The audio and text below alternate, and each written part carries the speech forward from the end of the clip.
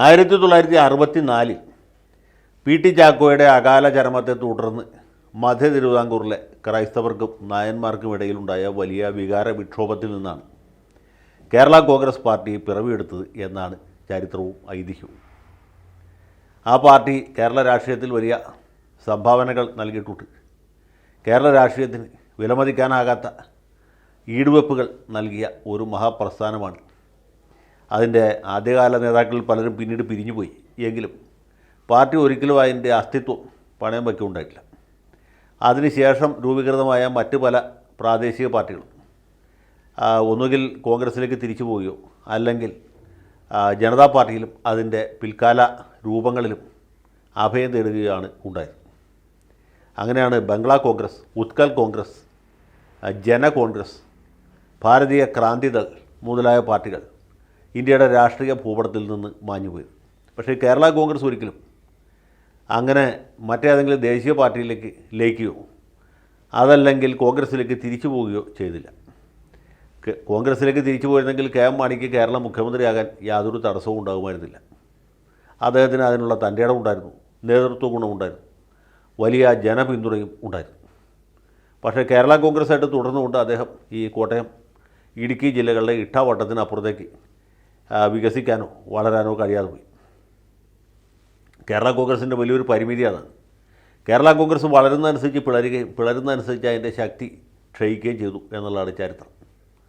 അങ്ങനെ Joseph ഗ്രൂപ്പുണ്ടായി, Pillai ഗ്രൂപ്പുണ്ടായി, Jacob ഗ്രൂപ്പുണ്ടായി, പിന്നീട് secular Kerala Congress ഉണ്ടായി, മറ്റ് പല പാർട്ടികളും ഉണ്ടായി. നോബൽ മാത്യുവിൻ്റെ നാഷണലിസ്റ്റ് കേരള കോൺഗ്രസ് വരെ ഉണ്ടായി. ഈ നാഷണലിസ്റ്റ് കേരള കോൺഗ്രസ്സാണ് ആദ്യം ബി ജെ പിയിൽ ലയിച്ചത്. പിന്നീട് ഇപ്പോൾ നമ്മുടെ പി സി ജോർജിൻ്റെ ജനപക്ഷവും ബി ജെ പിയിൽ ലയിക്കുക. പി സി ജോർജും മകന് ഡൽഹിയിൽ പോയി ബി ജെ പിയുടെ അംഗത്വം സ്വീകരിച്ചു.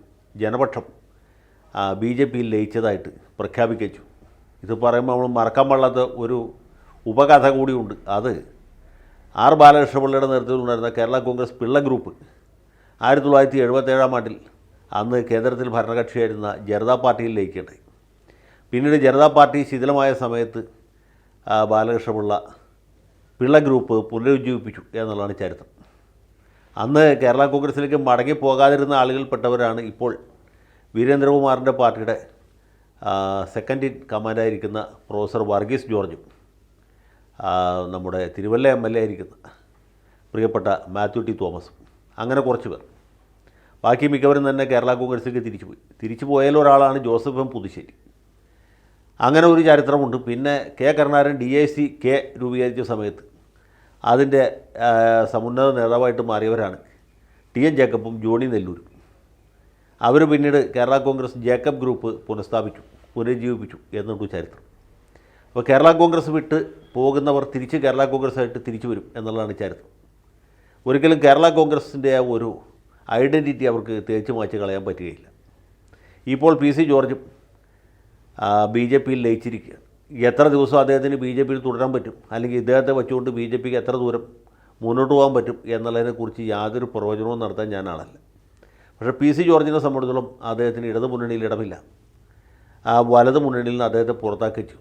കഴിഞ്ഞ ഏതാനും വർഷങ്ങളായിട്ട് അദ്ദേഹം രണ്ട് മുന്നണികളിലും മാറി മാറി ശ്രമിച്ചെങ്കിലും അദ്ദേഹത്തെ ആരും കൈക്കൊള്ളാൻ കൂട്ടാക്കിയില്ല. ശബരിമല സമരകാലത്ത് ഇദ്ദേഹം കറുത്ത വസ്ത്രമൊക്കെ ധരിച്ച് അയ്യപ്പ ശരണം വിളിച്ച് നിയമസഭയിൽ ഹാജരായി. എങ്കിലും അന്ന് ബി ജെ പി ക്യാമ്പിലേക്ക് പോകാൻ പുള്ളി കൂട്ടാക്കിയില്ല. ഒരു സമയത്ത് NDAയുമായിട്ട് സഹകരിച്ച് പ്രവർത്തിക്കും എന്ന് പറഞ്ഞെങ്കിലും അതും പ്രാവർത്തികമായില്ല. അങ്ങനെ നിൽക്കുന്ന സമയത്താണ് പി സി ജോർജ് അവസാനം ഇനി ബി ജെ പി എങ്കിൽ ബി ജെ പി എന്ന് കരുതി അങ്ങോട്ട് പോയിട്ടില്ല. അദ്ദേഹം പത്തനംതിട്ടയിൽ സ്ഥാനാർത്ഥിയാകും എന്ന് കേൾക്കുന്നുണ്ട്. പത്തനംതിട്ടയിൽ എന്ത് അത്ഭുതമാണ് പി സിക്ക് ചെയ്യാൻ കഴിയുക എന്നും അറിയില്ല. പത്തനംതിട്ടയിൽ ആരായിരിക്കും LDF സ്ഥാനാർത്ഥി എന്നുള്ളത് വ്യക്തമല്ല. UDFിൽ നിന്ന് മിക്കവാറും ആൻ്റണി തന്നെ മത്സരിക്കാനാണ് സാധ്യത. അപ്പോൾ ആൻ്റോയ്ക്കെതിരായിട്ട് വലിയ ഒരു ജനവികാരം ഉള്ളതുകൊണ്ട് LDFന് വോട്ട് ചെയ്യാനായിട്ട് പത്തനംതിട്ടക്കാർ തയ്യാറാകാൻ മടിക്കും എന്നുള്ളത് കൊണ്ടും പി സി ജോർജിനൊരു സാധ്യതയുണ്ടെന്നാണ് അദ്ദേഹത്തിൻ്റെ പിന്തുണക്കാർ പറയുന്നത്. P C George B J പിയിലേക്ക് പോകുന്നതുകൊണ്ട് പാർട്ടിക്ക് എന്ത് നേട്ടമുണ്ടാകും, അല്ലെങ്കിൽ പി സി ജോർജിന് ബി ജെ പിയിലേക്ക് പോയതുകൊണ്ട് എന്ത് നേട്ടമുണ്ടാകും എന്നുള്ള വിഷയത്തെക്കുറിച്ച് ഇന്നലെ നമ്മുടെ മൗദൂദി ചാനൽ അടുപ്പ് കൂട്ടി ചർച്ച ചെയ്തിട്ടുണ്ട്. അവരുടെ ചർച്ച പ്രകാരം പി സി ജോർജിന് യാതൊരു പ്രയോജനവുമില്ല, പി സി ജോർജിനെ കൊണ്ടും പ്രയോജനമില്ല എന്നാണ് പറയുന്നത്. അപ്പോൾ ഏതായാലും നമുക്ക് പേടിക്കാനൊന്നുമില്ല. മൗദൂദി ചാനലിൻ്റെ വാക്കാണല്ലോ അവസാന വാക്ക്. ഡി കമ്പനി പറയുന്നത് പി സി ജോർജിനെ കൊണ്ട് ബി ജെ പിക്കും ഗുണമില്ല, ബി ജെ പിയെ കൊണ്ട് പി സി ജോർജിന് പ്രത്യേകിച്ച് യാതൊരു ഗുണവുമില്ല, രണ്ടു കൂട്ടരെ കൊണ്ടും നാടിന് യാതൊരു ഗുണവുമില്ല.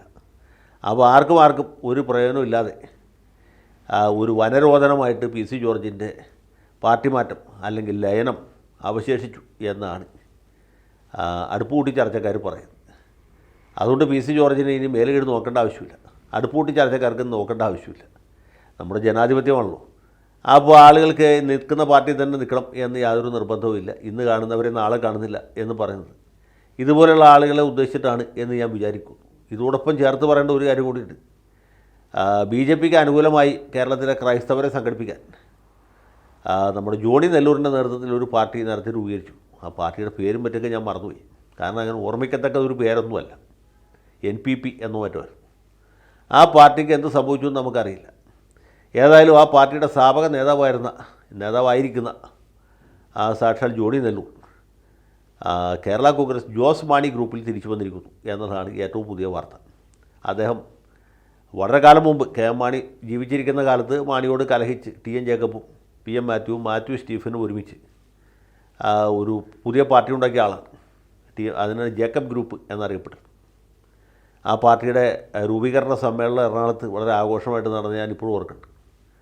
അന്ന് ഈ കാസർഗോഡ് ജില്ലയിൽ നിന്നും കണ്ണൂർ ജില്ലയിൽ നിന്നൊക്കെ ഒരുപാട് ആളുകൾ കുടിയേറ്റ മേഖലയിൽ നിന്ന് ബസ്സിൽ എറണാകുളത്ത് വന്ന് എറണാകുളം നഗരവീഥികളിൽ കൂടി ഇങ്ങനെ നിലാപത്ത് കോഴി അഴിച്ചുവിട്ട പോലെ നടന്നിരുന്നതും എനിക്ക് ഓർമ്മയുണ്ട്. ഞാൻ ചില പ്രവർത്തകരോട് ചോദിച്ചു, നിങ്ങൾ എന്തിനാണ് ഇവിടെ വന്നത്? നമ്മുടെ നേതാവ് പറഞ്ഞനുസരിച്ച് വന്നതാണ്. നിങ്ങൾ എന്താണ് ഇവിടെ ചെയ്യുന്നത്? ഞങ്ങൾ ഈ എറണാകുളം പട്ടണം മുമ്പ് കണ്ടിട്ടില്ല, ഇതൊന്ന് നടന്ന് കാണുകയാണ് എന്ന്. ഒരു പ്രകടനത്തിന് വേണ്ടി വന്നവരാണ്. എറണാകുളത്തൊക്കെ ഇങ്ങനെ അലഞ്ഞിരിഞ്ഞ് നടക്കും. ദിവസം കൂലി എത്രയാണെന്ന് ഞാൻ ചോദിച്ചില്ല, അതൊരു മര്യാദയില്ലാത്ത ചോദ്യമുള്ളൂ എന്ന് വിചാരിച്ച് അത് ഒഴിവാക്കുകയാണ് ചെയ്തത്. അപ്പോൾ അങ്ങനെ രൂപീകരിക്കപ്പെട്ട പാർട്ടിയാണ്. ആ പാർട്ടിയിൽ ഇപ്പോൾ അനൂപ് ജേക്കബ് മാത്രമേ ഉള്ളൂ. ജോണി നെല്ലൂർ പിരിഞ്ഞു പോയി. അത് ഇപ്പോൾ ജോസ് മാണി ഗ്രൂപ്പിൽ അഭയം തേടിയിരിക്കുകയാണ്. അപ്പോൾ കേരള കോൺഗ്രസിനെ സംബന്ധിച്ച് മാണി സാറ് പണ്ട് പറഞ്ഞൊരു കാര്യമുണ്ട്, വളരും തോറും പിളരുമെന്ന് മാത്രമല്ല, ഇത് പിളരും തോറും ലയിക്കുകയും ചെയ്യും. അപ്പോൾ ജോണി നെല്ലൂർ ഏതായാലും ജോസ് കെ മാണിയുടെ പാതാരബിന്ദങ്ങളിൽ അഭയം തേടിയ ആ സമയത്ത് തന്നെയാണ് പി സി ജോർജ് ഇനി ബി ജെ പിയുമായി ചേർന്ന് രാജ്യത്തിൻ്റെ ഐക്യവും അഖണ്ഡതയും പരിപാലനയും ഒക്കെ സംരക്ഷിക്കാൻ നരേന്ദ്രമോദിയുടെ കരങ്ങൾക്ക് ശക്തി കൂട്ടാൻ വേണ്ടി പോയിരിക്കുന്നത്. ഏതായാലും പി സിക്ക് വിജയാശംസകൾ നേരുന്നു. അടുപ്പൂട്ടി ചർച്ചക്കാർ പറഞ്ഞൊന്നും കണക്കാക്കേണ്ടതില്ല. പി സി ജോർജ് എന്ന് പറഞ്ഞാൽ കേരള രാഷ്ട്രീയത്തിലെ ഒരു ഹെവി വെയ്റ്റ് താരമാണ്.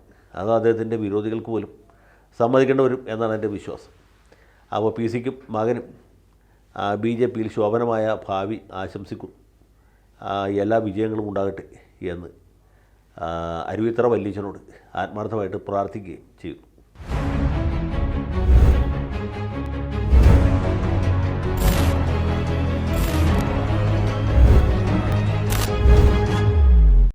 കൂടുതൽ വാർത്തകളും വിശേഷങ്ങളും നിങ്ങളിലേക്ക് എത്താൻ ABC മലയാളം സബ്സ്ക്രൈബ് ചെയ്യുക, ബെൽ ബട്ടണും അമർത്തുക.